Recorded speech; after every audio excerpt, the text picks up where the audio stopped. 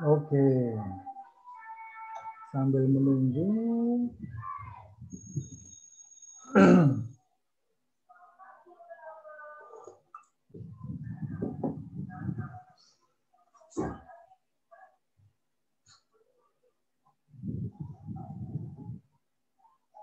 Ini sosiologi organisasi untuk angkatan berapa? Ini semester 3. Oh, masih baru. Oke, menarik. Oke. Oke, sekarang 604 saya tak mulai saja. Oke, nanti yang lain bisa menyusul. Saya kasih pengantar sebentar. Oke, terima kasih rekan-rekan yang sudah hadir. Terima kasih juga untuk Mas Yuda sudah mau bersedia menjadi provokator. Saya lebih menyebutnya provokator dari salon. Jadi untuk teman-teman yang baru bergabung dan juga mungkin baru pertama kali mengikuti acara Eutenika, saya perlu menjelaskan sedikit tentang Eutenika itu apa dan salon Eutenika itu apa. Oke. Saya kemudian akan menyampaikan, jadi Eutenika itu adalah sebuah perkumpulan peneliti. Jadi perkumpulan peneliti Eutenika. Kami bergerak di 3 tema besar, politik, ekologi, dan teknologi. Jadi kami berdiri tahun 2018 akhir, jadi 22 Desember itu adalah hari di mana kami membuat kesepakatan bersama 7 orang pendiri. Mas Yuda ini salah satu pendirinya, saya salah lain, kemudian ada 5 pendiri yang lain. Kami dari berbagai macam disiplin ilmu, saya sendiri sosiologi antropologi, Mas Yuda sosiologi sekarang teknologi studies, kemudian ada juga yang antropologi dan HI dan filsafat dan juga banyak yang lain. Jadi Eutenika interdisipliner, mungkin juga transdisipliner kira-kira gitu. Nah, kami Eutenika memiliki beberapa agenda program gitu ya. Tidak hanya salon ini hanya salah satu. Kami menyebut salon itu karena kami ingin mengembalikan hakikat salon itu sebagai tempat berkumpul, bertemu, berdebat, berdiskusi. Jadi bukan salon itu untuk memperbaiki rambut saja, tapi juga kalau Anda menonton film koboi gitu kan, Anda masuk ke salon. Salon itu tempat orang ngobrol, ngerumpi, berdiskusi dan segala macam. Yang itu kemudian sebenarnya kalau kita masuk membaca teman-teman membaca bukunya Habermas yang Transformation of Profit Sphere in Bourgeois Society, itu juga disebutkan bagaimana revolusi industri atau revolusi politik itu dimulai dari salon-salon semacam itu, dan kita mengambil nama salon untuk ya ada forum-forum diskusi. Jadi bulan ini menurut saya adalah bulan yang fenomenal karena sebenarnya ini 1 tahun sudah kita menyelenggarakan salon. Jadi bulan November tahun lalu kami pertama kali menyelenggarakan salon Eutenika, mengundang Karina Supeli berbicara soal teknologi dan nasionalisme. Tapi kemudian kita sudah merancang beberapa, cuman mandek gara-gara pandemi, terus kita beralih ke online ini, dan kita alhamdulillah sudah konsisten per bulan. Untuk bulan depan kita akan berbicara soal waktu oleh seorang astronom yang akan berbicara di depan kita. Nah, pertemuan kita hari ini akan dipandu oleh Mas Yuda, salah satu co-founder Eutenika, dan juga alumni dari Virginia Tech Amerika Serikat, berbicara soal tema yang menurut saya ini sudah tema yang ini ahlinya Mas Yuda. Kalau kita bicara soal risiko dan juga kita berbicara soal nuklir, Mas Yuda ini menulis sebuah tesis tentang itu, tentang bagaimana risiko nuklir khususnya di Indonesia. Nah, hari ini kita akan membahas soal risiko secara spesifik, berbicara tentang nuklir di Indonesia. Jadi walaupun nuklir sebagai contoh kasus, tapi kita akan mungkin meluas ke tema-tema yang lain karena tema besar kita sebenarnya risiko, bukan hanya nuklir. Oke, mungkin itu perkenalan singkat dari saya. Saya persilakan kepada Mas Yuda untuk memulai paparannya, dan the floor is yours sekarang ya. The screen is yours gitu. Kira-kira gitu loh. Silakan Mas Yuda. Terima kasih. Ya, terima kasih Bung Meno untuk pengantar singkatnya. Sebelumnya, Assalamualaikum warahmatullahi wabarakatuh. Selamat malam untuk semuanya. Saya harap dalam keadaan sehat walafiat semuanya. Saya senang sekali dapat kesempatan di sini untuk berbicara terkait dengan tema sebenarnya adalah risiko. Ya, kalau lebih tema luasnya adalah risiko organisasi dan resiliensi. Nah, itu salah satu tema yang kemudian kebetulan juga saya ampu di Universitas Muhammadiyah Malang di UMM. Nah, untuk case-nya saya ini ngambil terkait dengan nuklir. Nah, saya akan share screen dulu. Apakah bisa tampak screen-nya? Kelihatan Mas, aman. Lanjut. Oke. Jadi gini, ini beda dengan webinar yang seperti pada umumnya. Nanti saya lebih untuk interaktif dengan audiens, artinya saya sangat mendorong untuk partisipasi teman-teman audiens di sini untuk ikut juga berbicara di sesi ini. Jadi saya nanti akan mengutarakan beberapa pertanyaan. Silahkan nanti Anda jawab melalui teks. Jadi kita bisa saling interaktif di situ ya. Jadi tidak monoton saya yang berbicara saja seperti itu. Nah, itu saya saya adopsi dari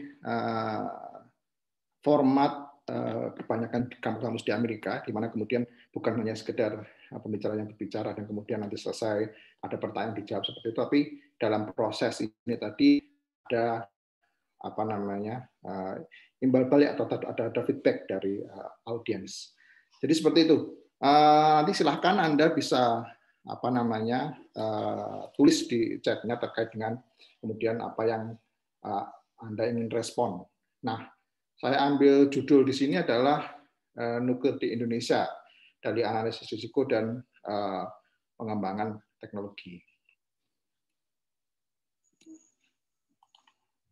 Nah, sebelum masuk ke pembicaraan yang lebih lanjut lagi, saya di sini ingin mengetahui dulu terkait dengan persepsi teman-teman yang ada di sini, audiens. Silahkan Anda nanti tulis di chat dalam kata saja apa yang Anda pikirkan atau bayangkan ketika Anda mendengar risiko. Kan Anda tulis di chat itu untuk everyone. Jadi biar kita juga bisa melihat jawaban dengan satu dan lainnya. Jangan khawatir bahwa di sini tidak ada jawaban benar dan salah. Kemudian saya ingin bagaimana kita juga sama-sama untuk bisa belajar di sini. Silakan Anda tulis apa dalam benak Anda ketika Anda mendengar kata risiko. Bisa Anda tuliskan di chat ini. Dan nanti juga ketika Anda kita lanjut lagi, Anda bisa memanfaatkan fitur raise hand untuk bertanya atau berkomentar ketika saya sedang sedang presentasi. Tidak apa-apa. Bahwa kemudian itu bagian dari salon kali ini. Jadi saya dorong bahwa kemudian Anda juga bisa memanfaatkan itu, bagaimana kita berinteraksi di sini. Oke, sudah ada satu jawaban dari JIK 1, future. Oke, yang lainnya? Saya lihat di sini ada sekitar 79.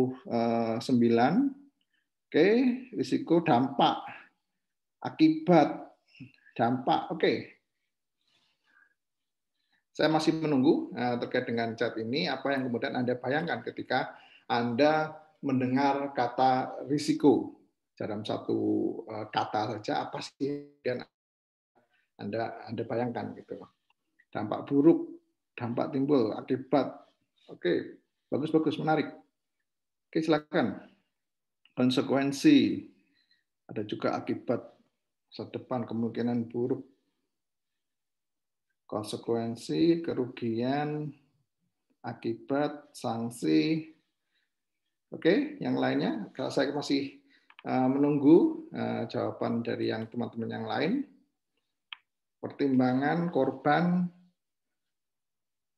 oke, jawabannya menarik-menarik nih di sini. Oke, saya masih nunggu kira-kira 1 menit lagi, 16.15. Silakan. Konsekuensi, dampak, bayaran, peluang, oke, rugi, akibat, dampak dan akibat, berpikir kerugian, sasaran, efek samping. Oke, cukup banyak sekali responnya. Terima kasih yang sudah merespon. Dan kalau silakan yang bagi yang belum merespon, Anda bisa menuliskan apa ketika Anda mendengar kata risiko, apa yang Anda bayangkan dalam satu kata saja. Kemudian ketidakpastian dan sebagainya. Oke, ini adalah sebuah pemahaman bahwa kemudian saya membutuhkan ini agar kita nanti bisa mengeksplor lagi terkait dengan jawaban-jawaban yang sudah Anda berikan di sini. Jadi mayoritas banyak yang kemudian itu sebagai sebuah dampak, sebagai sebuah akibat yang kemudian entah itu bisa buruk atau itu berakibat baik. Jadi risiko di sini kemudian pada umumnya kemudian kita membagi ada dua perspektif secara epistemologi, secara kajian ilmu. Yang pertama adalah realis dan kemudian ada konstruktivis. Nah, kemudian apa sih kemudian realis dan konstruktivis itu? Dan kemudian realis itu bahwa pada umumnya memandang risiko ini adalah nyata dalam tanda kutip, bahwa risiko itu benar-benar akan terjadi, bahwa itu api itu panas. Itu salah satu contohnya dari realis ini dipelopori oleh kajian cognitive science dari psikologi. Nah, pada umumnya kemudian diadopsi oleh beberapa ilmu seperti misalkan engineering, ada kajian ilmu alam itu menggunakan kajian realis. Kemungkinan buruk yang terjadi, dampak terjadi peristiwa, kerugian atau keuntungan. Nah, ini menarik ini. Jadi bahwa risiko dalam perspektif teman-teman di sini dalam chat ini bukan hanya kemudian berkonotasi pada dampak negatif saja, bahwa kemudian ada risiko yang berkonotasi dengan pandangan positif seperti keuntungan yang disebutkan oleh teman-teman tadi. Nah, itu bagian dari dinamika. Dan kemudian apa sih dengan perspektif konstruktivis ini? Nah, bahwa kemudian konstruktivis ini mengkritik pandangan realis yang kemudian menafikan bahwa kemudian ada kultur, ada norma, dan kemudian ada konteks sosial, sejarah yang kemudian melatar belakangi bagaimana risiko itu bisa berbeda dengan satu kelompok dengan yang lainnya. Jadi kalau dilihat jawaban di sini kan ada yang dampak buruk, ada yang kemungkinan baik. Nah, itu berbeda-beda gitu. Jadi konstruktivis itu melihat bahwa kemudian bukan masalah risikonya ini nyata atau tidak, bagaimana kemudian risiko ini bisa beroperasi atau bisa ditelaah secara lebih detailnya dengan konteks sosial, sejarah dan budaya yang ada. Jadi perbedaannya di situ. Dan konstruktivis ini berbeda dengan realis, bahwa kemudian konstruktivis ini banyak dipakai oleh sarjana ilmu sosial dan humaniora seperti sejarah, sosiologi, kajian sains dan teknologi, itu banyak menggunakan antropologi, itu banyak menggunakan perspektif dari konstruktivis. Dan sedangkan realis itu banyak diadopsi dari ilmu-ilmu alam, meskipun itu awal mulanya dari psikologi. Nah, itu yang kemudian kita bagi dua itu. Tentunya dalam dua ini banyak cabangnya juga gitu. Konstruktivis juga mempunyai cabang seperti Risk Society-nya Ulrich Beck, salah satu sosiolog dari Jerman, dan kemudian ada Foucault dengan governmentality-nya, ada Mary Douglas dan seterusnya.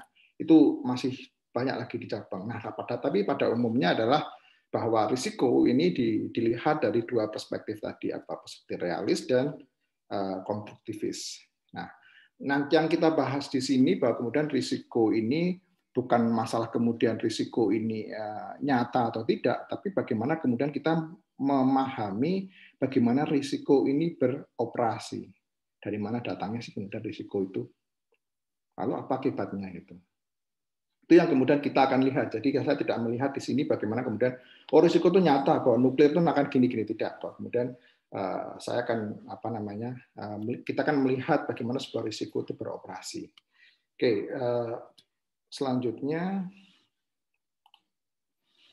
nah bahwa kemudian saya lihat bahwa kemudian pendaftar di sini dari berbagai macam kota yang ada di Indonesia. Jadi saya lihat itu ada yang dari Sumatera, dari Kalimantan, dari Bali, ada dari Sulawesi, hampir merata di Indonesia. Ini sangat menarik bagi saya karena dengan teks yang Anda berikan tadi bahwa itu tidak lepas dari kemudian di mana Anda itu tinggal atau Anda itu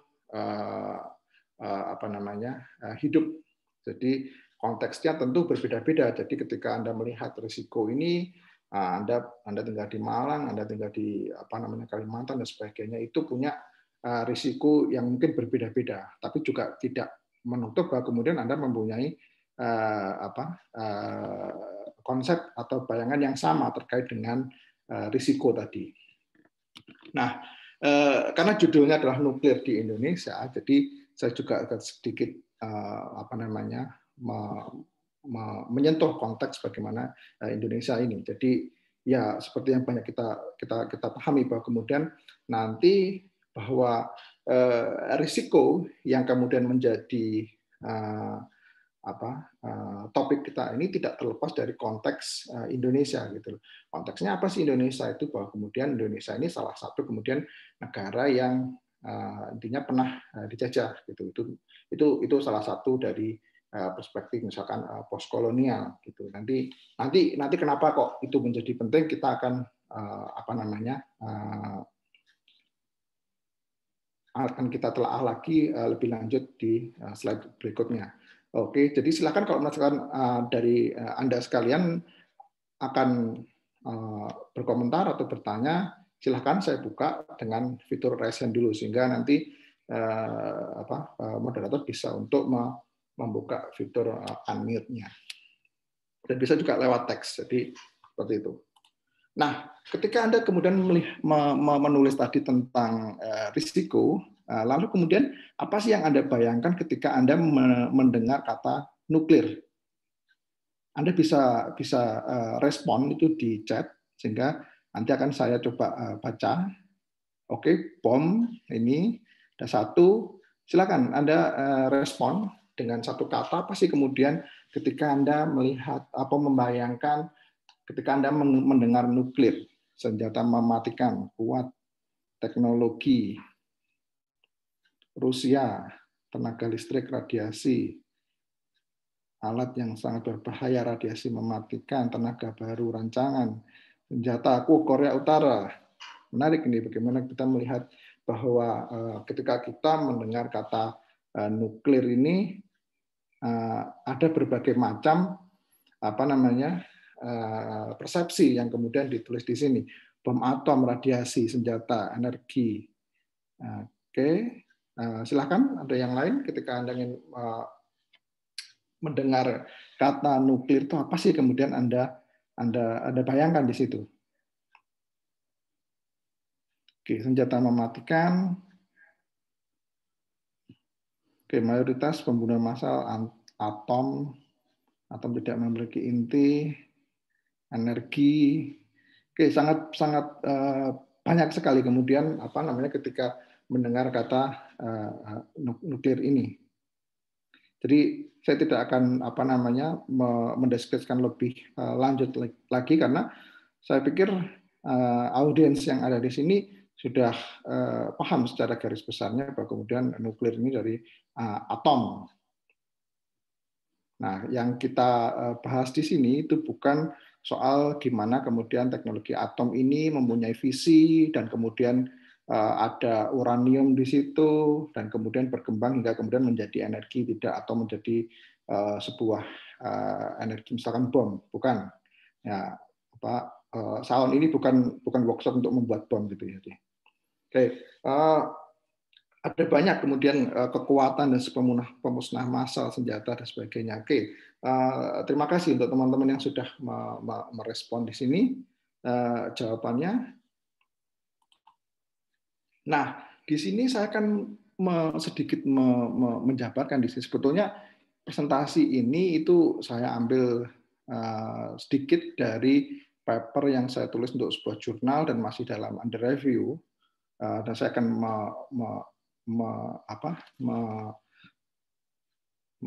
mempresentasikan sedikit di sini. Jadi kemarin itu saya dapat pertanyaan dari salah satu mahasiswa saya, loh kok ngomong soal nuklir, Pak? Apa kemudian hubungannya dengan sosiologi yang kebetulan di Departemen Sosiologi gitu. Nah, di sini saya akan coba untuk bisa menjawab itu. Bagaimana kemudian sarjana ilmu sosial itu melihat nuklir di sini. Jadi nuklir itu adalah sebuah produk sosial. Yang pertama itu argumen yang kedua, nuklir itu tidak terpisah dari organisasi sosial. Yang berikutnya adalah teknologi nuklir adalah sebuah bagian dari identitas nasional Indonesia. Dan kemudian yang keempat adalah sebagai eksperimen sosial. Jadi saya nanti akan mulai bagaimana kemudian nuklir ini tidak terlepas dari sebuah konteks kondisi sosial, politik, budaya pada saat Perang Dunia. Jadi ketika terjadi Perang Dunia dan bagaimana kemudian Jerman ketika itu hampir menguasai seluruh Eropa dan kemudian salah satu ilmuwannya Albert Einstein itu dia di Amerika, dia di laboratorium Los Alamos di Amerika bersama para fisikawan yang lainnya dan kemudian dia di sana istilahnya kayak diperintah untuk melakukan mengembangkan teknologi bom atom. Jadi mereka itu tidak boleh untuk keluar di laboratorium pada saat itu dan kemudian kan diberitahu bahwa kemudian ketika para ilmuwan ini tidak membuat senjata pemusnah massal, yang terjadi adalah Nazi akan menguasai dunia. Yang kemudian dikenal dengan Holocaust, pembantaian untuk orang-orang Yahudi di situ. Nah, itu yang kemudian melandasi bagaimana kemudian nuklir itu dibuat, bahwa kemudian ada konteks perang dunia di situ, ada konteks kondisi sosial politik yang sedang kacau di dunia dan kemudian itulah yang melatar belakangi bagaimana kemudian nuklir itu terlahir. Nah, itu dalam konteks dunia global. Nanti saya akan juga bahas bagaimana konteks dari Indonesia nuklir itu hadir. Yang kedua adalah organisasi sosial, bahwa kemudian sebuah pengembangan teknologi nuklir, baik itu membuat bom tadi atau buat energi, buat kesehatan seperti yang Anda tulis di chat itu tidak terlepas dari organisasi yang namanya BATAN kalau di Indonesia itu Badan Tenaga Atom Nasional. Nah, itu yang kemudian melatar belakangi bagaimana sebuah teknologi nuklir itu berkembang di Indonesia. Tentunya ada berbagai macam organisasi itu di belahan negara yang lain. Nah, ketiga adalah identitas sosial, bahwa kemudian ketika Anda terbayang mempunyai nuklir, bahwa kemudian banyak para politisi atau pemimpin negara itu berargumen bahwa kemudian nuklir ini akan membawa kita itu sebagai bangsa yang maju. Jadi tolak ukurnya adalah bangsa maju itu ketika sebuah bangsa itu punya nuklir. Itu perspektif yang saya artikulasikan dengan berbagai pandangan politisi, seperti misalkan di India, begitu juga nanti saya akan liput di Indonesia juga Soekarno dan kemudian para kabinetnya itu juga mengutarakan hal yang sama, bahwa kemudian nuklir ini bukan hanya untuk energi senjata, tapi dia juga sebagai bagian identitas Indonesia untuk tinggal landas menjadi sebuah negara maju. Yang berikutnya teknologi sebagai eksperimen sosial. Ini yang menurut saya saling berkaitan dengan risiko, bahwa kemudian nuklir ini tidak terlepas dari sebuah bencana. Bisa, kalau kita bisa lihat, ada 3 Mile Island di Amerika, dan ada Chernobyl, ada Fukushima dan sebagainya gitu. Kemudian bahwa tidak serta-merta ketika sebuah teknologi nuklir ini dibuat, ketika diaplikasikan, nah itu adalah sebuah eksperimen bagaimana nuklir ini juga berinteraksi dengan kondisi sosial, politik, ekonomi, budaya di suatu masyarakat. Nah, itu yang kemudian sebuah eksperimennya, bahwa kemudian eksperimen ini ya bisa gagal, bisa berhasil. Seperti misalkan kita melakukan eksperimen di layaknya orang-orang ilmuwan alam di laboratorium. Jadi ini adalah sebuah argumen yang kemudian saya bangun di paper saya. Nah, kembali konteks di Indonesia, bahwa kemudian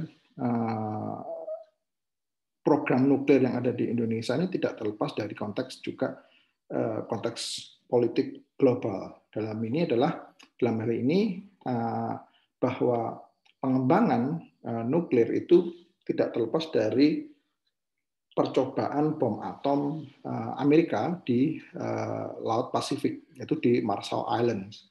Nah, ini bisa Anda lihat letaknya di sini. Ini ada Indonesia di sini, di globe ini. Atasnya itu adalah Marshall Island. Nah, ini terjadi tahun 1954, kira-kira bulan Maret. Itu namanya Castle Bravo Blast di sini. Ini salah satu ilustrasinya bagaimana percobaan bom atom tadi yang dilakukan oleh Amerika. Apa sih kemudian tujuannya? Tentu saja kemudian bahwa pada saat itu adalah konteksnya perang dingin, yaitu perang antara blok timur dan barat. Blok timur diwakili oleh Uni Soviet dan negara satelit lainnya, dan kemudian ada blok barat, ada Amerika. Nah, mereka saling berpacu untuk mengembangkan teknologi. Salah satunya adalah teknologi nuklir. Nah, ketika Anda mesti ingat, pasti tahun 45 ketika Jepang itu dibom atom,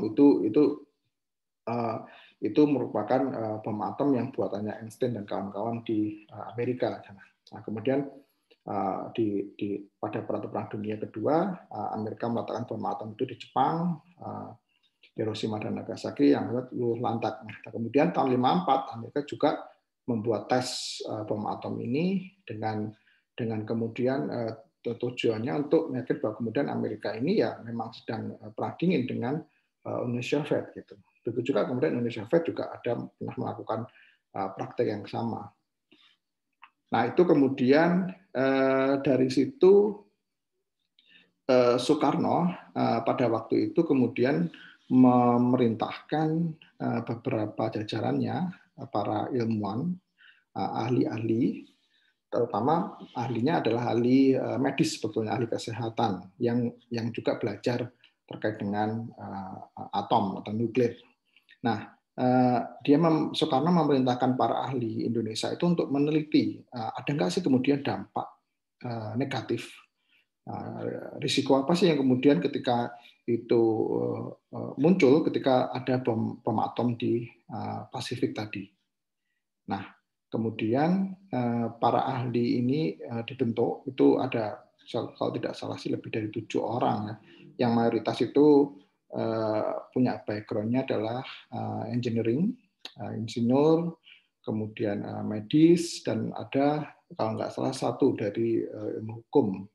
Nah, itu kemudian diperintahkan untuk meneliti wilayah Indonesia yang meliputi kayak Maluku, kemudian Sulawesi dan sekitarnya situ, untuk melihat ada nggak sih kemudian dampaknya untuk Indonesia terkait dengan percobaan bom atom milik Amerika tadi.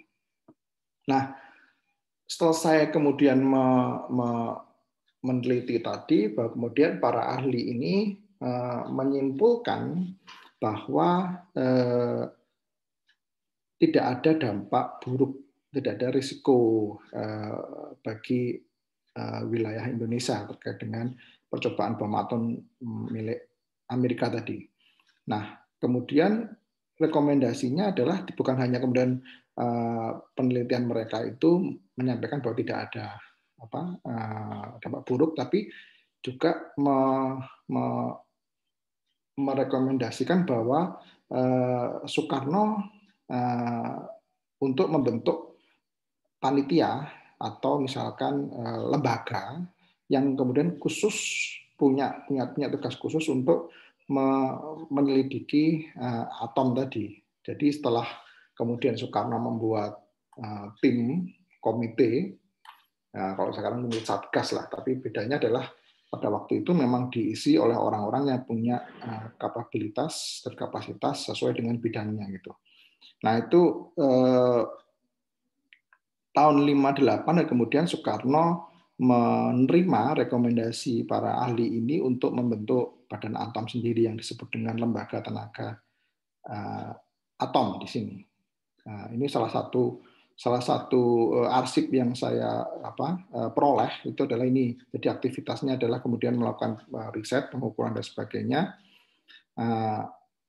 Dan tahun 65 mendekati dikudetanya Soekarno oleh Soeharto di situ, bahwa diubahlah Lembaga Tenaga Atom ini menjadi Badan Tenaga Atom Nasional atau Batan di situ. Nah,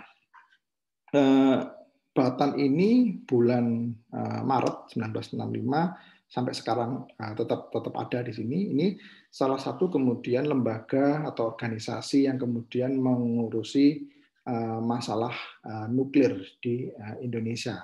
Jadi kenapa sih kalau kemudian lembaga ini berevolusi istilahnya dari komite tadi, kemudian dia lebih melebarkan lagi tujuannya, kemudian diubahlah organisasi tadi menjadi Lembaga Tenaga Atom, yang mana mereka punya kewenangan secara eksekutif khusus dan tidak tergantung dengan lembaga-lembaga lain. Nah, kalau masih yang pertama itu Komite Penyelidikan Radioaktif tadi, dia masih di bawah seperti misalkan Kementerian Kesehatan sekarang. Nah, kalau tenaga atom ini dia lebih otonom gitu. Tapi kemudian lembaga tenaga atom ini dirasa kurang besar wewenangannya karena tidak mempunyai kewenangan untuk mempunyai budget dan kemudian mengoperasikan budget tadi. Bahwa kemudian mereka meminta untuk lebih ditingkatkan lagi otonominya. Nah, itu kemudian muncullah Batan tadi, Badan Tenaga Atom Nasional bulan Maret, sehingga ini adalah sebuah bagian untuk menjaga bagaimana sebuah eksistensi organisasi ini terus ada meskipun kemudian gejolak-gejolak politik yang ada itu mempengaruhi. Jadi di sini tampak jelas bahwa kemudian bagaimana konteks sosial politik budaya pada saat itu turut juga membentuk bagaimana organisasi tadi dan berikut juga teknologinya.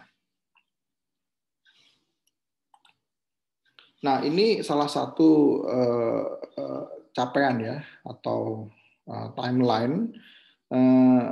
Sebenarnya Indonesia ini untuk riset nuklir itu sudah dimulai 1954 di sini dan dibentuklah Batan, ada lembaga mempunyai reaktor nuklir di sini itu tahun 60-an. Itu kalau kita lihat di sini sama dengan misalkan Jepang di sini bahkan sama. Nah, Jepang sudah punya juga, kita juga punya tahun segini. Jadi nuklir itu bukan sebuah teknologi yang baru untuk Indonesia. Jadi sebetulnya sudah cukup lama juga karena tahun 54 mengembangkan dan kemudian punya badan sendiri dan kemudian punya reaktor juga. Tapi kemudian pada endingnya ya lebih disalib dengan misalkan India dan sebagainya. Tapi saya tidak akan bicara soal progres ini kenapa dan sebagainya. Tentu banyak penjelasan gimana kemudian ketika salah satu lebih progresnya lebih bisa dilihat dibandingkan yang lainnya, dan kita tidak bisa membandingkan bagaimana kondisi Korea Utara, India atau Jepang pada waktu itu. Nah,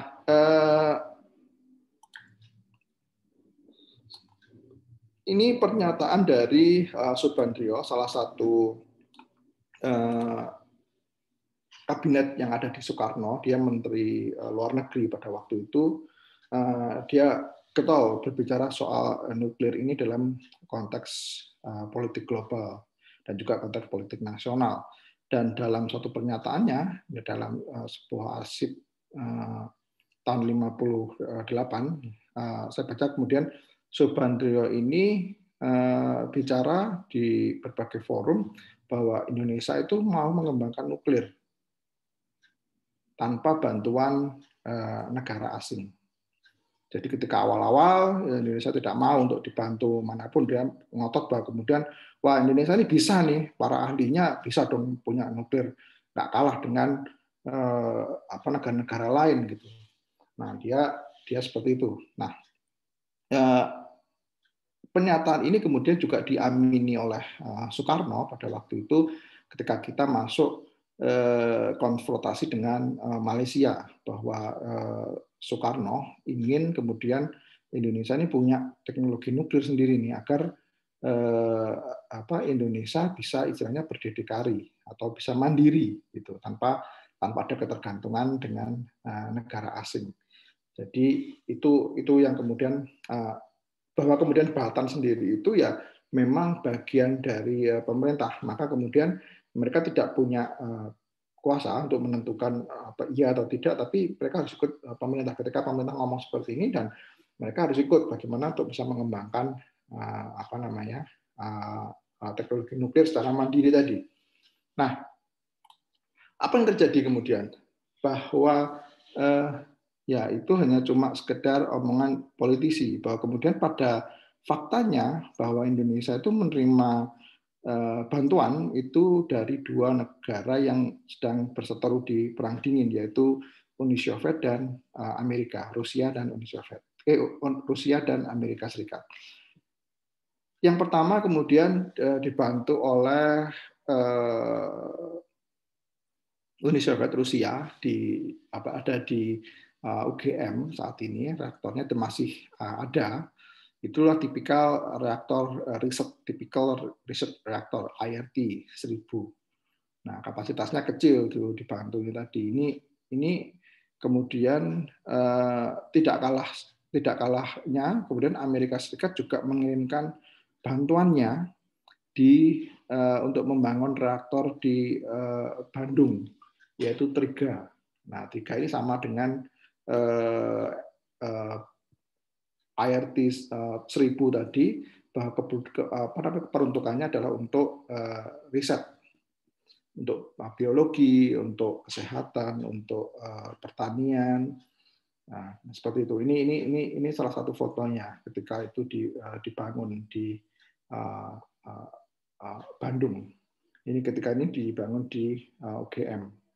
Jadi konteksnya ini yang menarik adalah ketika itu Indonesia itu termasuk gerakan non-blok. Kalau misalkan Anda pernah mendengar Bandung Conference tahun 55, bahwa kemudian Indonesia tidak mau untuk non-blok, tidak memihak. Nah, tapi kemudian dalam faktanya bahwa kita menerima semua bantuan itu gitu loh, baik itu dari barat atau timur diterima aja gitulah. Itu yang mungkin kemudian saya terjemahkan bahwa kemudian Indonesia menafsirkan gerakan non-bloknya, bahwa non-blok itu bukan untuk menolak atau tidak memblok, kemudian non-blok itu adalah untuk menerima semuanya gitu. Jadi kesan kayak tidak punya konsistensi. Gitu. Nah ini juga kemudian masalah reaktor ini bukan cuma ke Rusia dan Amerika Serikat, tapi kemudian pemerintah Indonesia juga sempat untuk mengirimkan ahlinya ke China. Nanti kemudian saya akan perlihatkan arsip yang kemudian ada beberapa ilmuwan Indonesia yang kemudian berkunjung ke China. Dan sebelum itu Soekarno pada salah satu pidatonya ke Kongres Muhammadiyah di Bandung tahun 24 Juli tahun 1965, dia secara retorik mengatakan bahwa Indonesia ini akan mengembangkan bom atomnya sendiri gitu. Padahal faktanya bahwa kemudian Indonesia tidak punya kapabilitas dan kapasitas untuk mengembangkan nuklir atau bom nuklir itu. Bahkan untuk riset saja dibantu oleh Soviet, Rusia, dan Amerika Serikat. Gitu. Nah, ini salah satu kutipan yang kemudian Anda bisa baca di situ, bahwa kemudian dia meyakinkan bahwa kemudian akan membangun fasilitas bom nuklir gitu pada waktu itu.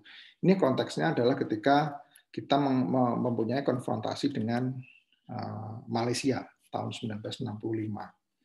Nah, pada saat ini, pada waktu itu Soekarno berorasi bahwa kemudian bahwa nuklir kita ini digunakan untuk sebetulnya untuk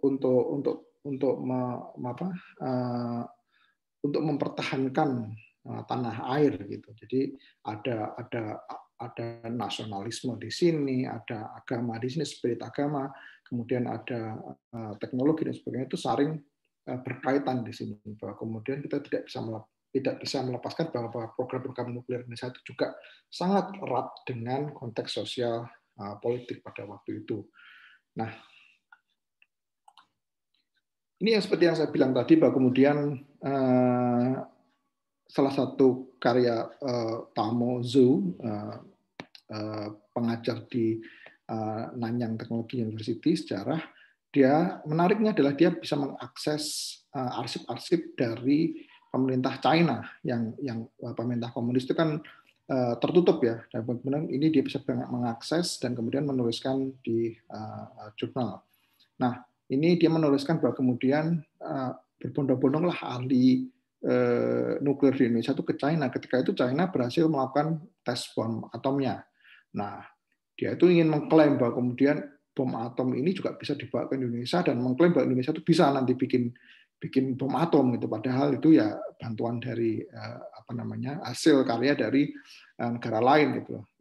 Itu salah satu poinnya. Bagaimana kemudian poinnya adalah Indonesia berangkat ke China, kemudian belajar di sana, dan dia takjub bahwa kemudian China bisa nih, kemudian kita bawa aja nanti China di Indonesia, ngomong aja kemudian ya kita bisa membuat nuklir di situ nih. Nah, yang ingin saya sampaikan di sini bahwa kemudian perkembangan tadi itu juga sangat erat hubungannya dengan risiko, bahwa kemudian ada risiko konfrontasi dengan Malaysia. Nah, pada waktu itu. Nah, itulah kemudian yang melatar belakangi bahwa kemudian dinamika program nuklir ini juga erat dengan persepsi risiko. Nah, belum sampai kemudian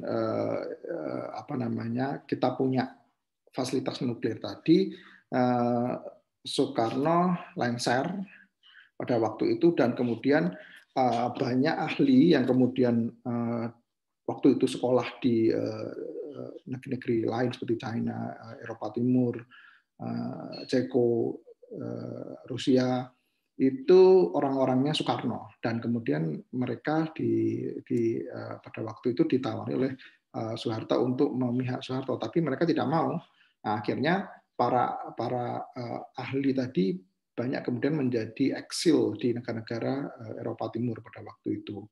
Juga ada yang di Korea Utara juga pada waktu itu. Nah, itu kemudian sampai sekarang, dan kemudian mereka mempunyai suaka di negara-negara Eropa seperti di Belanda, Ceko, itu banyak kemudian ahli-ahli Indonesia yang kemudian sekolah di sana. Ketika itu terjadi G30S 65, dan kemudian mereka tidak bisa pulang. Nah, karena mereka lebih memilih bahwa kemudian mereka adalah orang-orangnya Soekarno dibandingkan untuk setuju dengan Soeharto pada waktu itu. Nah, kemudian gagallah program senjata nuklir Indonesia. Dengan konteks itu bahwa kemudian bahwa nuklir itu sangat erat hubungannya dengan konteks atau situasi sosial politik, ya disitulah kemudian ketika kita pada ujungnya ingin membangun tadi sangat erat hubungannya dengan kondisi sosial politik, tapi ternyata ada dinamika lain yang mengatakan bahwa Indonesia pada waktu itu ada krisis politik. Nah, pada saat Orde Baru, karena Soeharto pemerintahannya itu lebih berorientasi pada pembangunan, terutama pembangunan pertanian, industri, maka kemudian teknologi nuklir ini banyak diperuntukkan oleh petani, terus kesehatan, dibuat budidaya tanaman untuk mengobati kanker itu radiasinya. Kalau Anda lihat di rumah sakit kan ada logo radiasi nuklir. Nah, itu salah satunya seperti itu. Jadi perkembangan teknologi nuklir di masa Orde Baru ini lebih banyak ke masalah industri medis dibandingkan masalah senjata.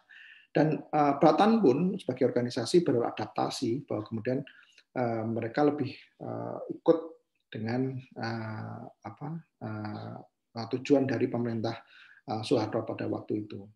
Nah, juga ketika tahun 70-an ketika itu Batan mengusulkan bahwa ada pembangunan PLTN di Semenanjung Muria di Jawa Tengah, bahwa kemudian banyak studi banding yang menyatakan bahwa kemudian Indonesia ini layak dapat untuk membangun PLTN, meskipun dalam beberapa kesempatan proposal itu ditolak oleh lembaga IAEA, jadi lembaga internasional yang di bawah PBB yang untuk mengurus soal nuklir. Kemudian dibilang bahwa Indonesia belum butuh tolak, dan beberapa kali kemudian Batan juga membuat studi juga dibantu oleh beberapa negara, Rusia, Jepang, Jerman, dan seterusnya untuk membangun PLTN di Muria. Nah, itu argumennya adalah bahwa nanti Indonesia akan mengalami krisis listrik, bahwa ada risiko ke depannya adalah terjadi krisis energi, maka kemudian dibangunlah PLTN. Itu yang kemudian landasan Batan untuk membangun tadi.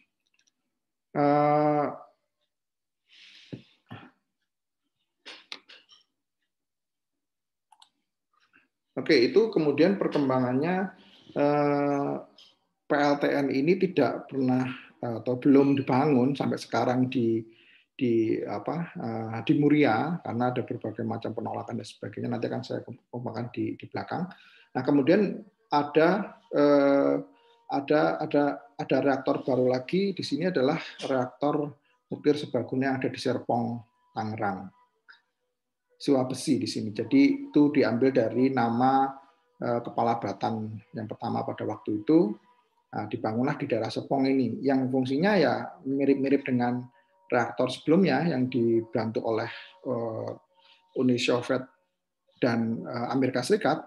Yang di Serpong ini itu banyak dibantu oleh Jerman pada waktu itu, dan kemudian banyak dimodif juga oleh para ahli nuklir di Indonesia, jadilah nuklir serbaguna di Serpong ini. Ya sama, cuma kapasitasnya lebih tinggi dibandingkan dari nuklir yang ada di Bandung dan Yogyakarta tadi. Ini dibangun sekitar 83 dan kemudian selesai tahun 92 dan sampai sekarang masih beroperasi di Batan. Nah, ini contoh bagaimana kemudian nuklir itu bagi bagian dari identitas nasional. Bahwa salah satu orang di Batan itu mengatakan bahwa kemudian nuklir ini adalah untuk membangun identitas nasional di konteks politik global. Bahwa kita punya nuklir itu ya Indonesia kan dihormati. Itu pendapatnya para ahli di Batan. Selain bahwa kemudian ada perhitungan-perhitungan ekonomi, seperti misalkan hitung-hitungan bahwa ketika kita punya PLTN di Muria itu, bahwa listrik akan jadi lebih murah pada waktu itu. Itu argumennya dari Batan, dan juga modernisasi, bahwa kemudian Indonesia ini akan dipandang sebagai negara maju ketika dia punya nuklir. Ya meskipun ngutang-ngutang nggak apa-apa lah, yang penting kita punya nuklir, itulah kira-kira seperti itu. Nah, apa kemudian responnya di masyarakat lokal di sini? Tahun 2007 ketika itu saya masih mahasiswa S1 dan itu bahwa kemudian di Jepara ini terjadi penolakan nuklir yang pembangunan PLTN yang sangat masif. Kira-kira ribuan orang berkumpul di Jepara dan kemudian menolak untuk pembangunan PLTN di situ. Nah, karena kenapa? Risikonya melampaui manfaatnya. Jadi ada beberapa poin yang kemudian ditolak oleh masyarakat di sana. Yang pertama adalah mereka meragukan kapasitas atau kapabilitas dari Batan ini yang dia menjadi lembaga untuk mengontrol PLTN, meskipun Batan nanti tidak yang membangun dan sebagainya, tapi Batan itu adalah lembaga yang kemudian berwenang untuk mengidentifikasi atau menelaah nuklir di Indonesia. Nah, yang kedua itu adalah lingkungan, bahwa kemudian risikonya lingkungan akan terancam karena limbah nuklir yang disimpan puluhan tahun dan kita tidak tahu di mana kemudian itu disimpannya. Nah, itu kemudian yang ketiga adalah tipe dari sebuah reaktor yang akan dibangun. Meskipun Batan sendiri tidak mengungkapkan bagaimana tipe reaktor apa yang akan dibangun, kan banyak tipenya. Ada namanya pressure water reactor (PWR). Jadi ini lebih mengoptimalkan tenaga air. Kenapa ditolak oleh masyarakat lokal? Karena mayoritas di sana di Muria itu mereka ada yang kemudian berprofesi sebagai nelayan. Akibatnya ketika sebuah reaktor ini dioperasikan, maka akan terganggu air laut di sana, sehingga ikan-ikan juga akan menjauh. Karena kan pakai filterisasi air laut, di mana kemudian air laut itu akan terbuang lagi di air lautnya dan menjadi hangat, sehingga ikan-ikan itu akan menjauh. Itu argumen dari masyarakat lokal. Jadi saya di sini mencoba untuk mengartikulasikan maksud dari masyarakat di sana menolaknya. Jadi bukan saya tambah-tambah ya atau enggak, tapi inilah yang keempat adalah ada ketergantungan bahwa kemudian PLTN ini tidak diproduksi Indonesia, bahwa kemudian kita akan menimbulkan sebuah ketergantungan baru di situ. Nah, itu yang kemudian menjadi titik tolak. Jadi yang saya maksud unik di sini adalah Batan ini lahirnya melalui analisis risiko, dan kemudian ketika dia punya proyek ditolaknya juga melalui risiko, juga persepsi risiko masyarakat di sana. Nah, kemudian apa sih kemudian yang ketika terjadi penolakan ini, ya banyak desas-desus yang kemudian berkembang di masyarakat di sana. Jadi ada yang menyebut bahwa kemudian demonstrasi ini ditunggangi. Nah, seperti sekarang misalkan kayak UU Omnibus Law itu yang demo ada dalangnya. Nah, itu tidak terlepas dari konteks Jawa, di mana kemudian dalang selalu ada istilahnya bahwa wayang itu dikendalikan oleh seorang dalang di situ. Nah, itu yang kemudian saya juga lihat di sana banyak perkembangan desas-desus seperti itu, bahwa kemudian banyak kemudian para ahli itu menyatakan bahwa kemudian itu demonya ditunggangi, itu didalangi semuanya. Nah, itu tidak terlepas dari konteks Jawa di Jawa Tengah itu, bahwa mereka tampaknya tidak yakin bahwa kemudian bahwa protes ini benar-benar gerakan penolakan dari masyarakat, tapi ada yang kemudian mendalangi tadi. Itulah yang kemudian responnya seperti itu. Juga dalam responnya yang menariknya adalah ada berbagai aliansi kelompok beragama seperti PCNU, pengurus cabang Nahdlatul Ulama di Jepara, itu mengeluarkan fatwa haram untuk pembangunan PLTN. Dan juga ada aliansi hijau gereja, itu juga menolak dengan dalil-dalil keagamannya, teologinya, untuk menolak pembangunan PLTN tadi. Itu yang menariknya di situ, Pak. Kemudian mungkin pertama kali ketika itu ada fatwa haram terkait dengan pembangunan PLTN di sini di Muria. Nah, sebetulnya yang menjadi titik beratnya adalah Batan ini sebagai organisasi bagian dari pemerintah itu dia tidak mempunyai pengalaman untuk tata kelola energi nuklir untuk komersial. Itu yang menyebabkan bagaimana risiko dari masyarakat itu muncul gitu. Itulah bahwa Batan ini ya dia bagian dari pemerintah, karena kemudian pemerintah ini di mata masyarakat nilai kredibilitasnya rendah.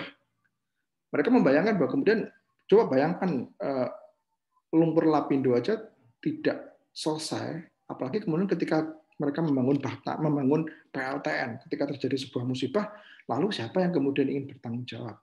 Nah, itu salah satunya. Nah, kemudian Batan ini bagian dari pemerintah, maka kemudian masyarakat menganggap ya itu sama aja dengan pemerintah gitu. Akhirnya bahwa meskipun Batan ini punya track record panjang, tahun 54 dia bangun nuklir sampai sekarang, tapi itu tadi dia tidak punya pengalaman untuk mengelola nuklir secara komersial. Nah, sedangkan dari Batan sendiri, mereka berujar bahwa gimana Mas kalau kita bisa punya pengalaman, lawang membangun ini aja ditolak kok gitu. Jadi ini persoalan pelik ya. Di satu sisi kemudian masyarakat menolak Batan tidak punya pengalaman, tapi di satu sisi Batan itu juga ingin menunjukkan bahwa dia juga punya kapasitas nih untuk membangun tadi. Nah, tapi akhirnya sampai sekarang juga tidak terbangun juga PLTN-nya itu. Nah, sebetulnya saya ingin sampaikan secara garis besarnya kasus nuklir tadi adalah untuk mendeskonstruksi mitos teknologi apapun itu. Banyak kemudian orang menganggap bahwa kemudian teknologi ini adalah sebuah untuk menyelesaikan masalah. Gitu. Teknologi adalah sebuah hal yang kemudian banyak manfaatnya. Ya, teknologi banyak manfaatnya, ya.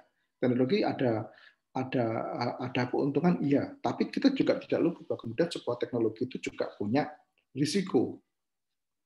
Bahwa teknologi sendiri itu juga menjadi sebuah masalah kadang-kadang. Nah, saya ingin sedikit yang sering saya katakan, saya sering ungkapkan bahwa saya di antara audiens teman-teman ini pasti memegang smartphone, dan kemudian coba Anda lihat temperatur Anda dan kota Anda, coba Anda tuliskan di chat berapa. Jadi Anda berada di kota mana, dan kemudian temperatur yang ada saat ini itu berapa. Bisa nggak kemudian Anda coba tuliskan di chat itu berapa kira-kira. Nah, contoh nih, saya di Malang 25.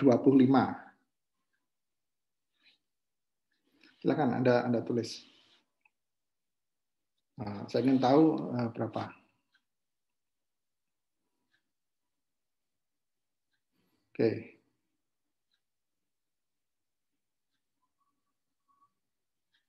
Oke, ini menarik ini. Yang di Malang pun kebanyakan yang saya tangkap di sini ada di Malang.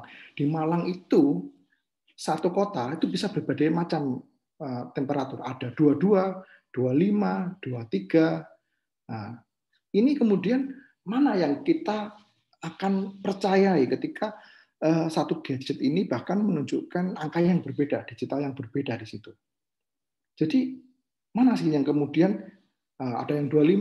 Nah, ini mana yang kemudian kita akan percaya di situ bahwa kemudian apakah gadget yang mahal atau gadget yang apa, bahkan dalam satu ruangan pun saya ini berbeda gitu loh. Ada misalkan HP saya satu 23, yang satunya ada 25 gitu. Nah, kemudian mana yang kemudian saya percaya, dan bagaimana ketika itu untuk mengukur radioaktif di Fukushima. Jadi di tahun 2011 itu di Jepang mengalami bencana nuklir, dan kemudian ada bocor radiasi di sana, dan banyak para ahli itu kemudian mengukur tingkat radiasi itu dengan alat digitalnya. Nah, bayangkan ketika ini cuaca, tapi bagaimana dengan radiasi yang tingkat keakuratannya sangat menentukan nyawa manusia. Ketika Anda salah didiagnosa 1 mili, risikonya bisa fatal. pertanyaan saya kemudian, oke, kita bisa bahwa kemudian tidak ada prosesi yang tepat di situ, kemudian itu diambil nilai rata-rata. Tapi pertanyaan saya adalah mana yang kemudian dirujuk, mana yang Anda percayai gitu.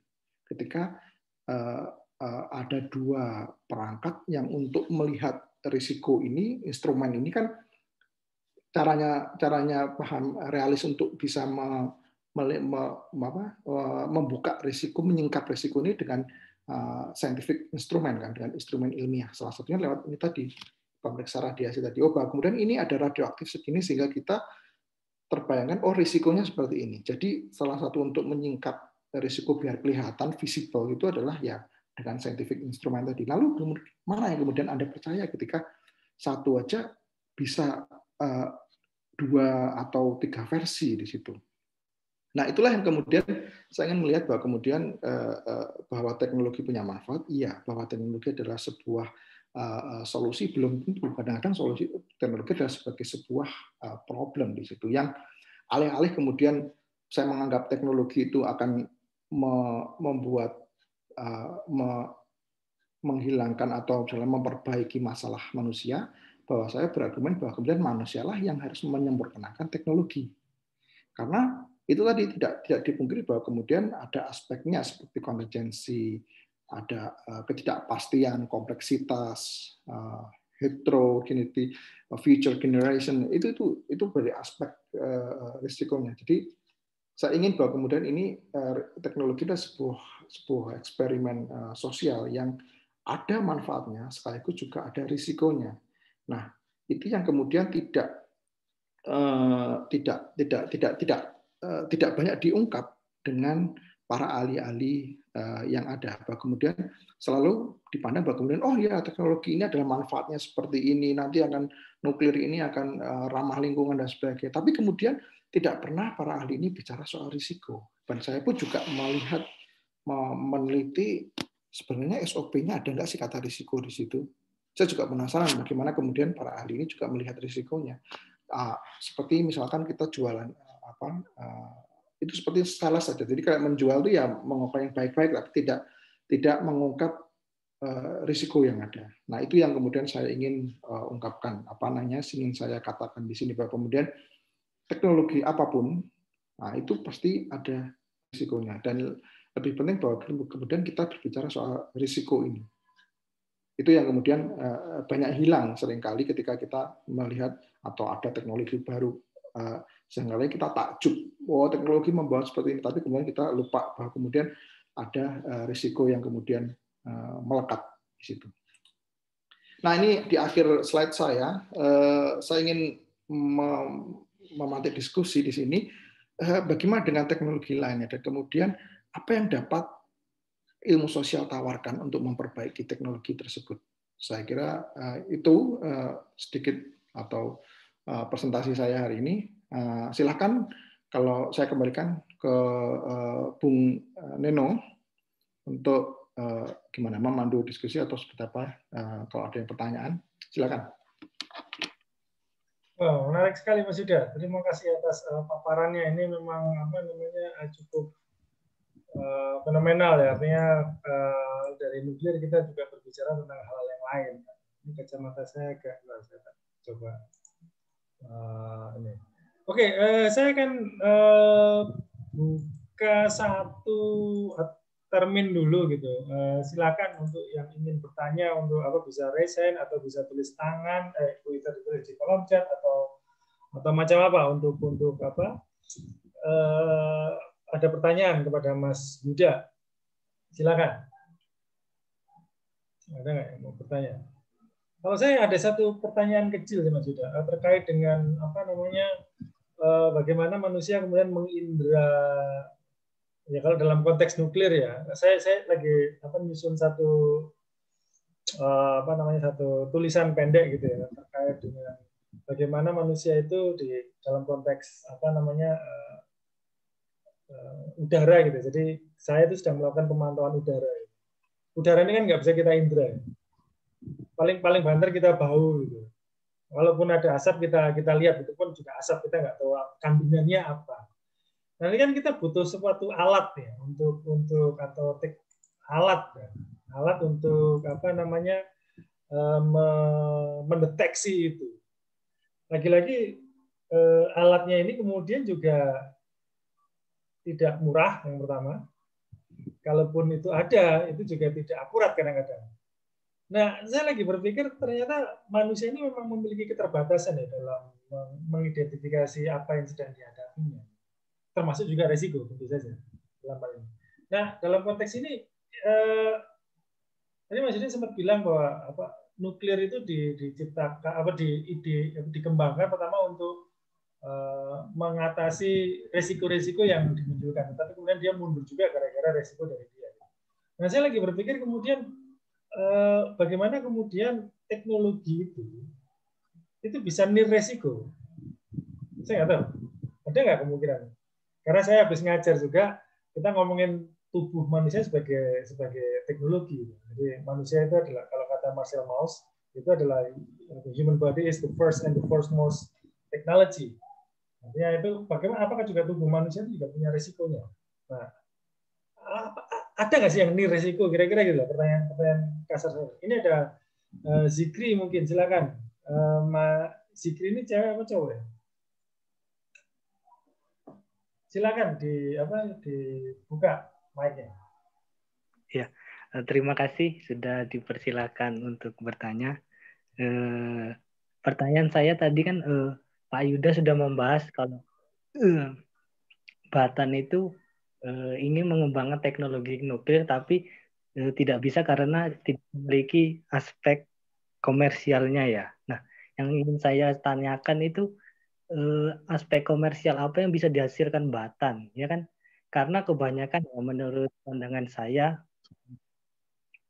apalagi tentang teknologi masa depan seperti nuklir atau pengembangan AI itu kan memang zaman sekarang buat apa untuk mengembangkan teknologi tanpa adanya nilai komersil? Karena apa ya? Kalau tidak ada komersilnya juga pengembangan itu jadi macet karena tidak ada penghasilan perputaran dananya gitu. Yang ingin saya tanyakan itu aspek komersial apa yang bisa dihasilkan oleh sama Batan ini gitu, mungkin gitu pertanyaannya Pak. Mantap. Mungkin ada yang lain yang mau bertanya atau Mas Yuda mau merespon langsung? Oke, sambil menunggu ya yang lain untuk bertanya, saya akan coba untuk respon terkait dengan dua pertanyaan ini. Ini pertanyaan menarik nih. Pertama dari Mas Nino, apakah kemudian ada nilai risiko gitu? Bahwa kemudian saya termasuk untuk menganut alirannya SIGPAC itu Research Society, bahwa kemudian setiap kali kemudian ada teknologi pasti ada kemudian risikonya. Entah itu teknologi apa, meskipun tubuh itu juga ada risiko yang menyertai itu tadi. Bahwa kemudian pengembangan apapun itu ada dimensi risiko. Yang ini yang kemudian adalah salah satu tugas ilmuwan sosial, sarjana sosial ini untuk melihat tadi yang tidak dilihat oleh para sarjana misalkan teknik atau ilmuwan alam gitu. Bahwa kemudian mereka mengembangkan sebuah teknologi, tapi ketika teknologi ini diaplikasikan itu tentu bersinggungan dengan aspek ke kondisi sosial, politik budaya dan lain-lainnya. Kemudian itulah yang kemudian kita akan lihat gitu, bahwa kemudian bahwa dalam kasus nuklir itu misalkan bahwa sebuah teknologi itu sama, misalkan PWR tadi sebuah reaktor itu bisa diterapkan di Jepang, bisa di Amerika Serikat, bisa dimanapun, bisa di Indonesia. Tapi kemudian ketika itu diadopsi oleh suatu negara tertentu, misalkan Indonesia, itu tentu punya risiko yang berbeda-beda dengan di Jepang, dengan Amerika Serikat, sehingga bahwa penerimaannya masyarakat juga akan berbeda-beda. Bahwa itu yang ingin kemudian saya sampaikan, bahwa kemudian ada dimensi-dimensi risiko yang tidak terlihat selama ini. Itu yang kemudian tugas dari ilmu sosial untuk mengeksplorasi risiko apa sih yang kemudian muncul.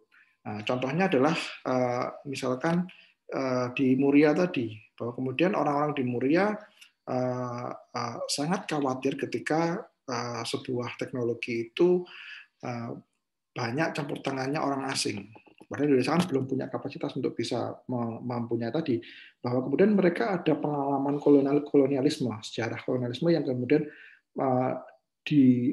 diamini oleh masyarakat di sana, bahwa kemudian ketika ada orang asing mereka akan merampok, mereka akan menguras sumber daya mereka, sehingga ini harus dihindari. Berbeda dengan para ahli di Batam, bahwa kemudian orang di Batam lebih interaksi dengan orang-orang asing lebih intens karena mereka mayoritas banyak mendapatkan pendidikan di luar negeri, bahwa kemudian saling berinteraksi, bahwa orang asing ini kita kerjasama, riset ini adalah sebuah kerjasama, tapi tidak dengan orang-orang di lokal sana, bahkan melihat bahwa kebanyakan orang asing di sini adalah mereka akan merampas atau akan ada sesuatu yang buruk yang terjadi untuk kami. Ini sangat-sangat erat dengan pengalaman kolonialisme, dan itu yang nggak dilihat oleh ahli-ahli di Batam atau di lembaga-lembaga nuklir yang lain, karena mereka bukan kajian itu, bahwa kita juga memberikan tadi sebagai sarjana ilmu sosial, memberikan ini loh ada dimensi-dimensi lain selain dari dimensi teknis tadi. Itu saya pikir jawaban saya. Yang kedua dari Mas Zikri tadi, apa sih yang kemudian komersial yang dihasilkan dari Batam tadi? Nah, tadi ada aspek pertanian, misalkan di situ ada untuk kesehatan. Nah, itu bagian dari industri Batam yang hasilkan. Artinya ketika itu rumah sakit ingin dapat suatu teknologi untuk kesehatan, radiasi, untuk penanganan kanker, lah itulah ke Batam. Untuk pengelolaan limbah rumah sakit, nah itu juga ke Batam. Disitulah aspek untuk mendapatkan keuntungannya. Sebetulnya ada juga BUMN, PT, saya lupa nama PT UGI apa itu yang kemudian juga fokus untuk menjual aspek nuklir. Tapi kemudian Batam yang punya wewenang untuk mengkontrol tadi. Nah, yang saya masukkan komersial di sini adalah komersial energi nuklir. Jadi itu memang benar bahwa kemudian Batam ini punya komersial di pertanian tadi. Tapi yang saya tampilkan di slide tadi kan bagaimana Batam itu mengelola komersial energi nuklir, bukan dari aspek kesehatan, pertanian dan sebagainya itu. Karena menurut dari kelompok dari masyarakat lokal bahwa itu adalah bagian dari riset. Tapi kemudian ketika sebuah PLTN dibangun, itu bukan lagi soal riset, tapi kemudian ini soal ekonomi juga, gitu. Bahwa kemudian bagaimana Batam ini mengelola sumber energi yang begitu besar di PLTN tadi, bagaimana mengawasinya juga, itu yang menjadi pertanyaan, karena itulah yang tidak bisa untuk ditunjukkan Batam untuk pengelolaan atau pengembangan PLTN. Sehingga masyarakat mempertanyakan itu. Kalau soal industri tadi ada banyak, kesehatan, pertanian itu sudah. Saya pikir itu. Oke, silakan kalau ada yang mau bertanya lain. Terima kasih Mas Yuda atas responnya. Atau Mas Sigri tadi ada respon. Kita sampai 19.30 ya, jadi masih ada waktu ya sekitar 10 menit ke depan. Kalau ada yang ingin bertanya terkait dengan risiko, terkait dengan nuklir, silakan.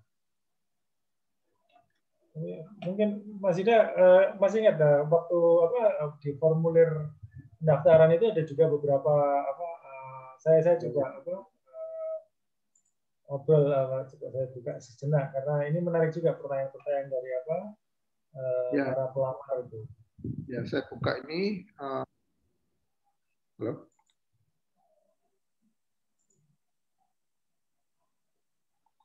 Ya, saya buka ini untuk di formulir tadi. Halo. Ya, silakan. Oke. Dari mau Yunita dari Bekasi. Bagaimana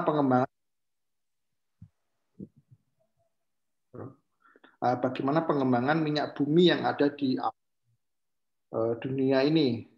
Wah, ini saya jujur saya tidak tahu bagaimana pengembangan minyak bumi yang ada di ini karena bukan dari bagian ekspertis saya. Kemudian ada satu Mas Yuda, Akil ada yang angkat tangan. Oh ya. Silakan Mas. Silakan Mas Akil. Bayangan saya Akil laki-laki. Silakan. Selamat malam. Saya ingin bertanya, kalau bahas tentang nuklir ini kan saya jadi ingat tentang kasusnya lumpur lapindo, ya kan Pak? Jadi kasusnya lumpur lapindo ini aja udah bertahun-tahun nih bocor karena saat membangun tempat lumpur lapindo ini nih mereka tuh hanya mendirikan tanpa memikirkan lingkungan sekitarnya, dan pemerintah juga tuh mengambil penanganan yang lambat. Nah, kalau pertanyaan saya, apakah pemerintah ini dan anggota PLTN ini sudah memikirkan apakah pemerintah ini memikirkan dampak positif dan negatifnya, dan apakah potensi pemanfaatan teknologi nuklir ini dia dapat berbanding lurus dengan keselamatan terjaminnya masyarakat di sekitar. Terima kasih, Pak. Ya, terima kasih. Ini langsung ada Abdul Aziz Sabilillah. Silakan. Langsung di-unmute saja. Ya, ini hanya minta maaf kalau memang pertanyaannya sudah dibahas tapi mungkin saya belum paham. Kan tadi Batan kan masih belum bisa mengelola nuklir, tenaga nuklir dengan baik itu kan dari organisasinya, dari usahanya. Terus kenapa industri ini masih dilanjutkan gitu? Ya kayak pertanyaan ke pertanyaannya Mas Agil.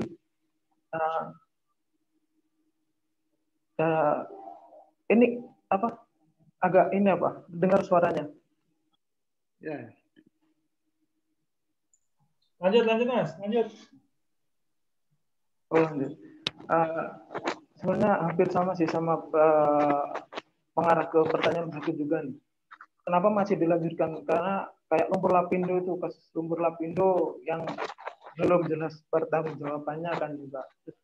Apakah di sini memang negara kita, negara Indonesia ingin menunjukkan bahwa negara Indonesia bisa membuat nuklir gitu, membuat kan katanya kan tadi presentasinya kan sebuah negara dikatakan maju apa gimana tadi itu kalau memiliki tenaga nuklir, memiliki industri nuklir gitu. Terima kasih. Oke, menarik, ada 2 pertanyaan ini. Ini ada juga yang di kolom chat. Masyarakat Muria bahkan kita menolak pembangunan nuklir karena bla bla bla sebagai kelompok konservatif kuno, menolak kemajuan karena menolak teknologi. Bagaimana menanggapi stigma tersebut? Nah, ini menarik nih. Jadi seolah-olah menolak nuklir itu dianggap sebagai kuno, tidak terbuka pada teknologi. Kemudian yang ada pertanyaan lagi, dalam dunia medis radiasi nuklir dengan dosis rendah dapat menjadi solusi. Wah, kalau pandemi apakah radiasi nuklir menjadi solusi? Nah, atau kita. Oke, silakan Mas Yuda, direspon aja pertanyaan lain. Ini menarik. Tadi yang gimana terkait dengan terjaminnya PLTN ketika itu dibangun.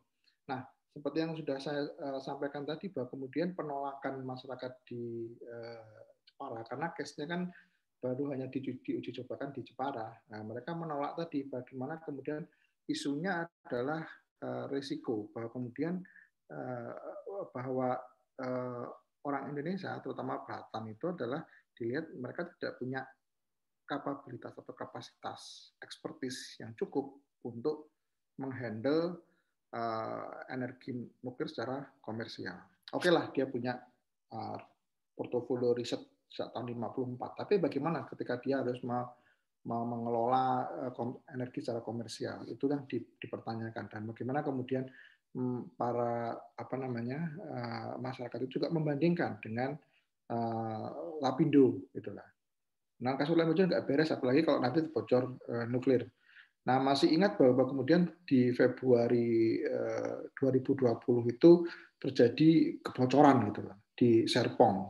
Itu juga jadi salah satu konsen. Gimana kok bisa bocor gitu lah? Gimana orang bisa percaya ketika mereka tanda kutip PLTN, tapi segi safety, segi risikonya jarang untuk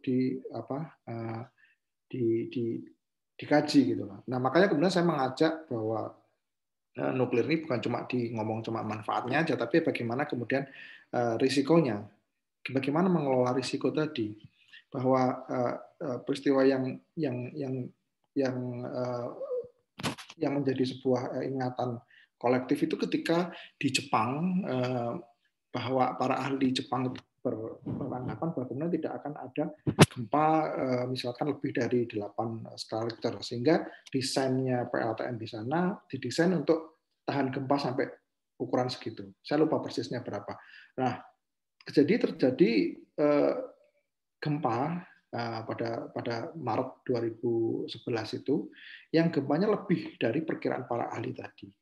Jadi itu yang kemudian menjadi problema gitu lah. Jadinya itu bisa salah. Gimana kalau salah tadi? Nah, itu yang saya maksud dengan eksperimen sosial. Bahwa kemudian perlu dengan eksperimen di sini. Bahwa kemudian para ahli, oh ini bakal aman. Bahwa ini kan tahan. Bagaimana kalau tidak tahan?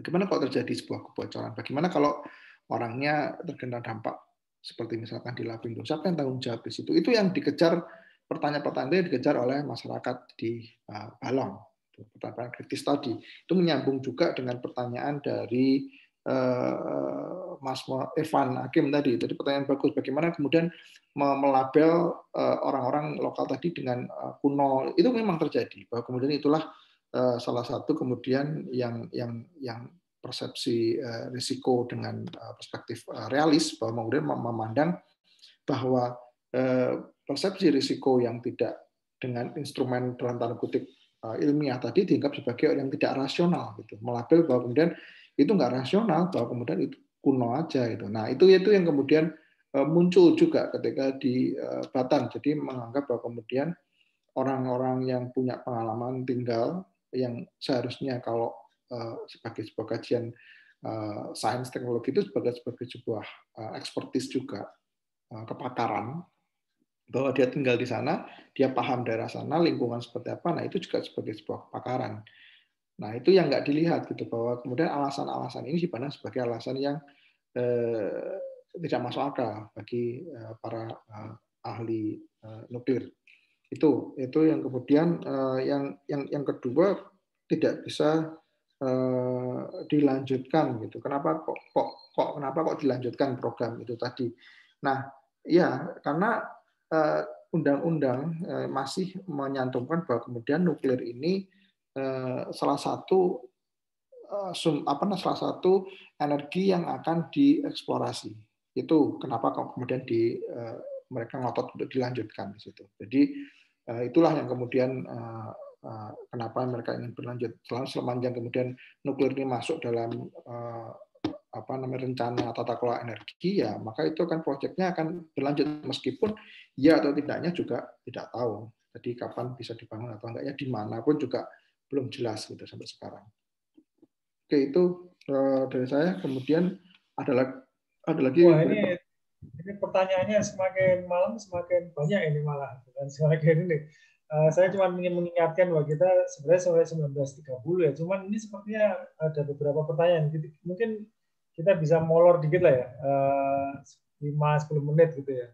Saya coba tampung yang angkat tangan dulu. Ini yang Mafahir Fadlan, silakan dibuka suaranya, Mas. Ya Pak, saya ingin menanyakan terkait tadi Pak, yang telah dijelaskan sama Pak Yuda tadi. Seumpama kalau kedepannya teknologi nuklir ini digantikan oleh tenaga surya gitu Pak, itu bagaimana Pak? Jadi seolah-olah pemerintah itu membeli satu pulau yang dikhususkan untuk produksi pembangkit listrik tenaga surya itu, Pak.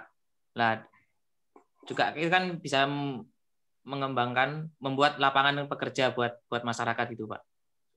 Itu untuk menanggapinya gimana? Apakah harus regulasinya itu sama seperti Batan atau bagaimana itu? Gitu aja, Oke, Pak. terima kasih. Sekarang Rafli Fakturosi, silakan. Oke, Pak, saya mau bertanya, bagaimana sih komputerisasi di reaktor nuklir? Halo, apa tadi? Halo, Ya. itu Pak, Ya. bagaimana komputerisasi di reaktor nuklir? Di reaktor nuklir, oke. Terima kasih, Pak. Terima kasih.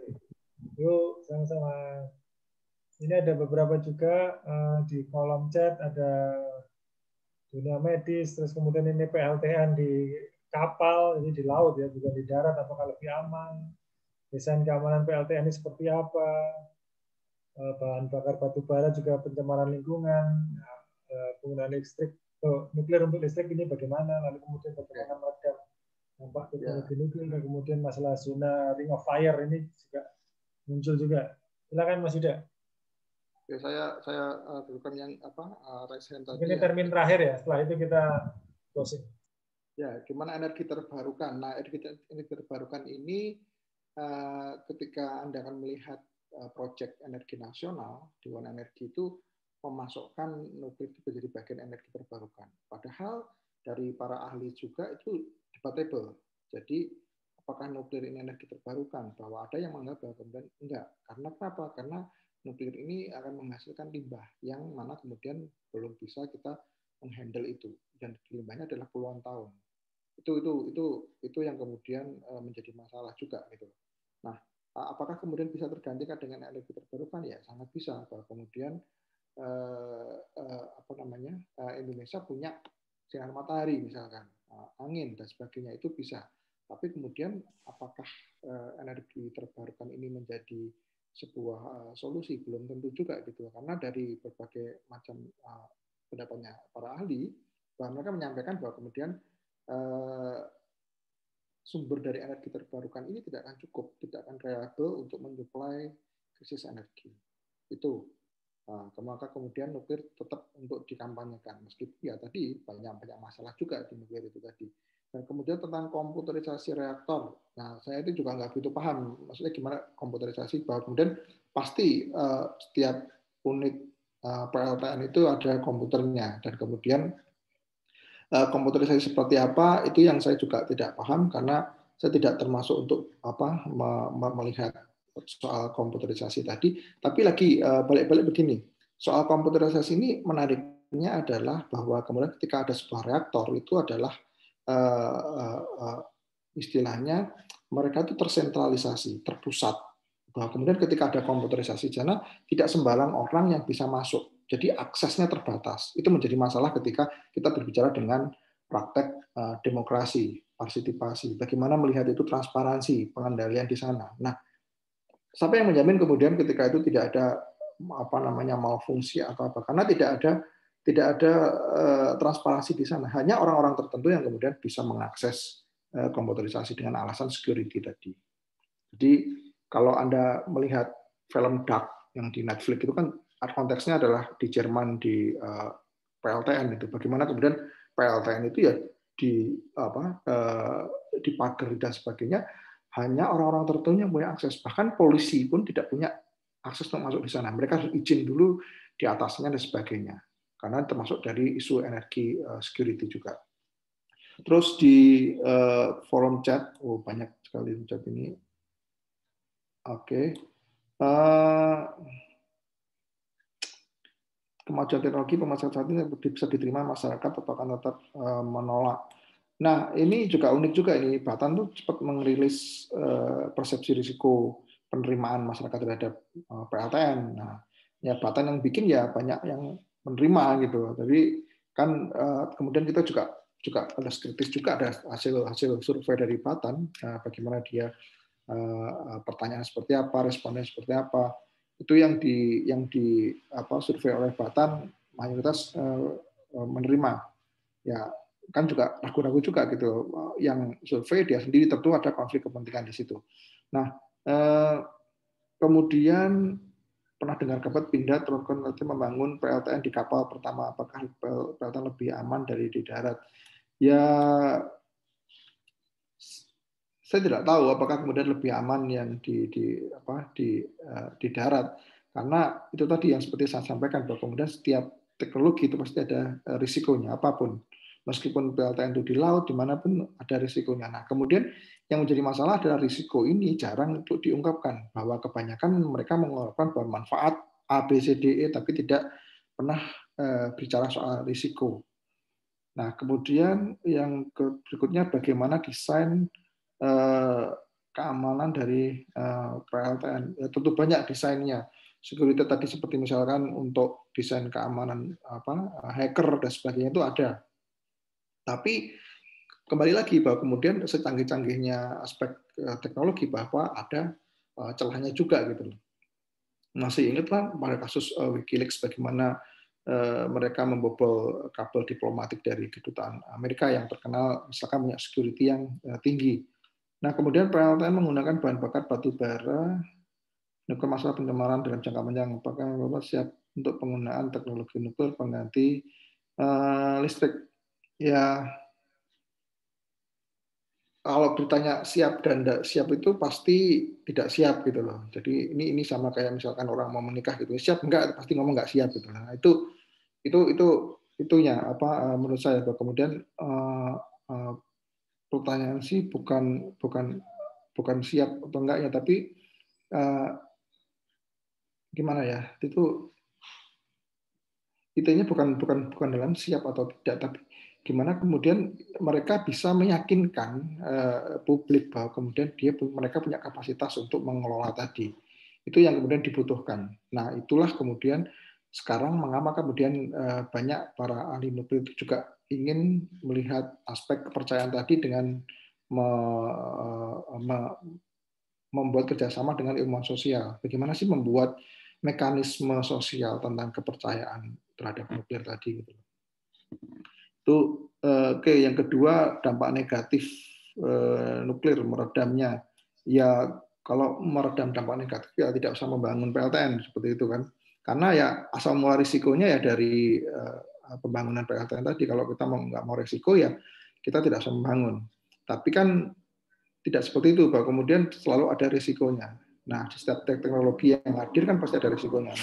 Bagaimana kita menelaah tadi. Kemudian Indonesia lingkaran api, ring of fire, benar. Kemudian Koalisi Masyarakat Indonesia menolak rancangan energi terbarukan. Bagaimana Pak Anton melihat hari ini? Terima kasih. Nah, gimana menolak rancangan? Ya, salah satu penolakannya adalah Indonesia dalam ring of fire. Tapi di satu sisi para ahli juga menyatakan bahwa kemudian Jepang itu juga rawan gempa, tapi dia menerima. Itu salah satunya. Ring of fire memang benar. Kemudian apakah pendirian PLTN berguna bagi bangsa? Bidang kekayaan alam kita tidak dikuasai orang lain, mengingat besarnya kuasai seperti emas, batu bara, minyak. Dikuasai ini juga apa yang kemudian penguasaan ini apanya? Maksudnya penguasaan tentang aspek teknologinya atau penguasaan terkait dengan sahamnya atau apa, itu panjang ceritanya. Nah, kemudian kenapa Indonesia merencanakan pembangunan PLTN sementara Indonesia kaya sumber daya alam yang belum maksimal tergali? Ya tadi kembali ke amanat dari undang-undang tadi, bahwa kemudian bahwa PLTN itu masuk dari agenda untuk energi. Krisis akan kesediaan energi masih belum menyeluruh seiring dengan penelitian pemain besar untuk digunakan sebagai mengatasi krisis di masa depan. Ya, nuklir itu kan juga dari uranium, artinya dia juga dari tambang juga gitu. Jadi ya itu tadi, maka kemudian di satu sisi orang menyatakan bahwa nuklir itu energi terbarukan, tapi di kelompok yang lain itu tidak, karena ya itu tadi uranium juga digali juga gitu loh, butuh tambang. Terus kemudian saya mau bertanya lagi, pentingkah pembuatan sumber daya listrik ini membutuhkan organisasi CSR supaya masyarakat bisa menerima semua aspek teknologi masa depan. Nah, ini yang dilakukan oleh para pro nuklir, industri nuklir, bahwa kemudian dia meng-hire ilmuwan sosial untuk melihat gimana sih penerimaan dari masyarakat tadi, apa yang dibutuhkan. Jadi seperti itu. Misalkan mereka juga akan ulama, itu juga salah satunya. Itu kira-kira. Ada yang lain? Saya rasa ini banyak sekali pertanyaan, semakin panas, tapi kita ya karena waktu sudah harus, kita nggak mungkin terus-menerus gini, dan juga saya rasa pertanyaan tidak akan selesai. Tapi ada dua catatan penting menurut saya yang penting, yang menjadi apa ya, ketika kita bicara tentang nuklir dan juga resikonya, kita sebenarnya berhadapan dengan sebuah krisis yang lebih gede. Artinya kita sedang, nuklir hanya salah satu solusi tawaran yang alternatif yang dimunculkan untuk mengatasi krisis yang lebih gede itu. Krisis itu adalah krisis energi sebenarnya. Nah, ini menurut saya yang belum terpecahkan, karena kalau kita mau pakai batu bara atau pakai surya atau pakai apapun, kita tetap butuh energi. Ya, mungkin ini krisis yang lebih gedenya itu adalah krisis energi. Nah, bagaimana kita mengadres krisis energi itu, resiko ketika energi itu nanti tidak semua orang itu memiliki energi yang cukup. Nah, itu mungkin yang ancaman yang lebih gedenya itu di sana. Lalu yang kedua terkait dengan rekayasa kultural, rekayasa budaya atau rekayasa sosial, bagaimana mindset manusia itu kemudian bisa direkayasa atau bisa dimanipulasi untuk menerima atau menolak resiko, dalam hal ini nuklir. Nah, itu menurut saya dua poin yang kalau dari saya menjadi penting untuk kita gali sebagai ilmuwan sosial. Ya, ilmuwan sosial perlu berpikir ya nuklir hanya salah satu. Ya, bahwa nuklir menarik ya, tapi kita berhadapan dengan krisis yang lebih besar, yaitu krisis energi dan berbagai macam ancamannya. Lalu yang kedua, bagaimana sebenarnya kemudian kita melakukan rekayasa kultural atau rekayasa sosial terhadap masyarakat, terhadap komunitas, atau terhadap hal-hal lain yang kemudian ilmuwan sosial itu tugasnya di sana, karena kalau kita bicara tentang membangun nuklir ya ilmuwan sosial nggak bisa.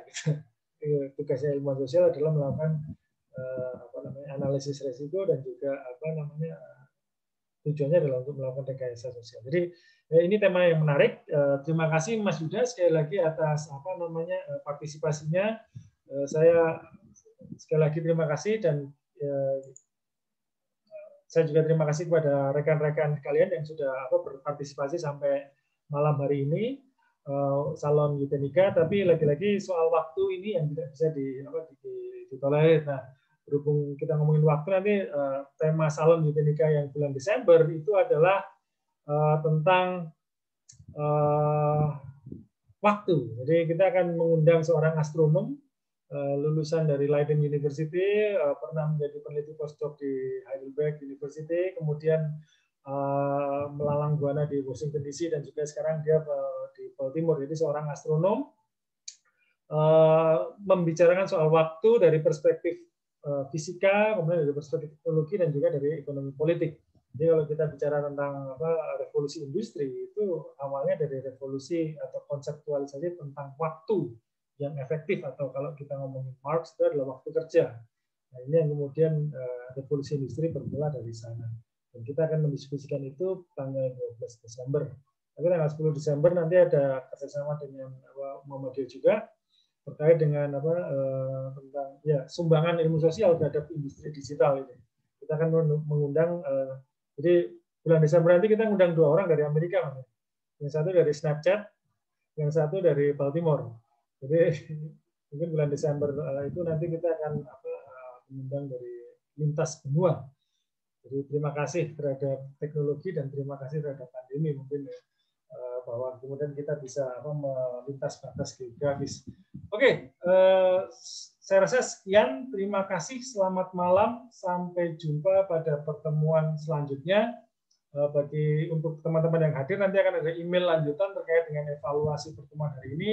Mohon diisi untuk perbaikan kegiatan kami, dan Bagi teman-teman yang ingin mengikuti apa itu Eutenika atau kegiatan, silakan masuk di eutenika.org ataupun di Facebook kami dan juga Instagram kami perkumpulan_Eutenika.